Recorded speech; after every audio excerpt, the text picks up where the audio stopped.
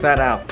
So as we're moving into week 4 of veg, you'll start to notice the plants really start to fill up. And at this stage, you should start to really see solid growth in both height and canopy spread. And I've been doing some light, low stress training here and there, mainly leaf tucking to help even out the canopy, as you see right now. Nothing too intense, just enough to balance out the light coverage across the canopy. Leaf tucking is a straightforward way to train without really stressing out the plant too much.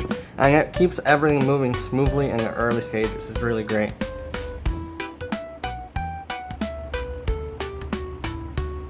So for those interested in how I approach training my plant, I basically maximize light efficiency and encourage lateral growth. I prefer leaf tucking because it's honestly the best low stress method that I can think of. Yet it gradually exposes the lower nodes to the light. No cutting, just a gentle guidance.